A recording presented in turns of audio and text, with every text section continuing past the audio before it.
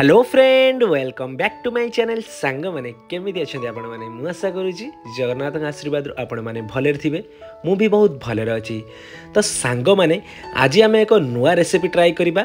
हाँ सांग मैंने आम आज मेथी आलूर साग प्रस्तुत करवा। सांग मैंने बनवा बिल्कुल इजी आउ ये बहुत हेल्थ पाई बहुत बढ़िया आ बनवा भी बहुत इजी घरे आपण या बहुत कम समय प्रस्तुत करें। तो सांग मैंने जदि आपण मैंने मो चैनल नुआ चैनल टी को लाइक शेयर सब्सक्राइब करने और तले थिबा बेल आइकन टी को दबे नेबे।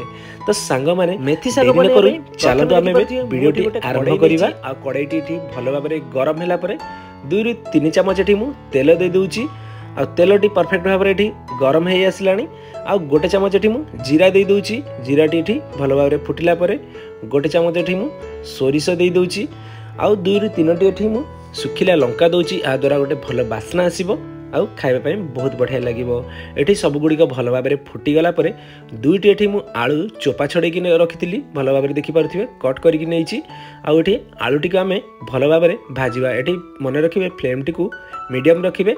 आउ देखो मु आलू टी सिझापी ये ढक्कन लगे नहीं लीड लगे नहीं ये आम 2 ରୁ 3 मिनिट आम ढक्कन टी लगे रखा। आउ या द्वारा आलूटी आमर भल भाव में भाजीज आ सीझीज। ये आम बिल्कुल भी पानी व्यवहार करवानी जो आम तेल नहींजे से आलू गुड़िक भल भाव में सीझीज। तो ये देखिपे आलूर ऑलमोस्ट कलर पूरा परफेक्ट हो आसला पाखापाखि। आउ ये मु गोटे पियाज काटिकी नहीं बिल्कुल ये आम छोट छोट कीमा करके पियाज कट करके नवा। आउ ये 2 ରୁ 3 कोला मुझे रसुण नहीं पूरा बिल्कुल छोट छोट कीमा करके नहीं जाए। आ जदि आप स्पाइसी खाऊँ तो ग्रीन चिली भी ऐड करेंगे ना स्किप करेंगे। 2 ରୁ 3ଟି ये ग्रीन चिली नहीं जाइली। ये आम सब गुड़िक देखिए टिके एमती चल लगे भल भाव सीता होता है आ खाइबा बिल्कुल भी भल लगे। बट मु आज जो टाइप बनाऊँगी आपन को बहुत पसंद आसो आ बिल्कुल भी पिता लगनी खाइबा बहुत बढ़िया लगे। जदि आप रोटी कि राइस से भी खाऊँ बहुत बढ़िया लगे। तो ये देखिपे हल्का मोर पियाज ये नरम हो आसला मुझे गोटे टमाटो ये देदेची आम पुणी ये ढक्कन टी लगे नवा। जेहेतु आलूटी आमर भल भाव में कुक होनी तो ये आम ढक्कन लगे नवा। आउ 1 ରୁ 2 मिनिट भितर आलूटी आमर भल भाव में सीझीज। तो सांग मैंने ये देखिपे 1 ରୁ 2 मिनिट हो जाइए। मुझे ढक्कन टी काढ़ी दूची आउ ताको टिके भल भाव में मसलाटी मिसई नौची। एबे मु आपनको देखौची आलूटी केते बढ़िया भाव में सीझी जाइए आ परफेक्ट भाव में टमाटो पियाज देखिपे पूरा नरम हो जाइए आ बढ़िया भाव में भाजी हो जाइए। एठी आमे जिबा नेक्स्ट प्रोसेस को।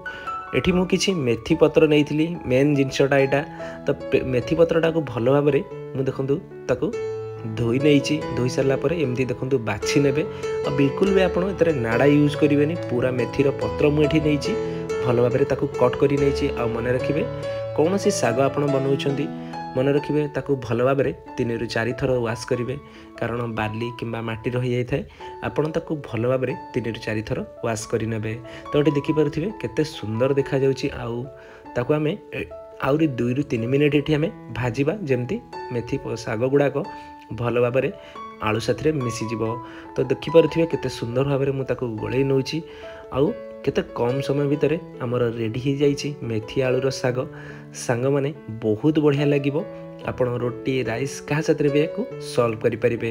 बट मेथी साग सब सीजन में मिले ना केवल शीत सीजन में मिले। तो आप घरे निश्चित आपको ट्राए करेंगे।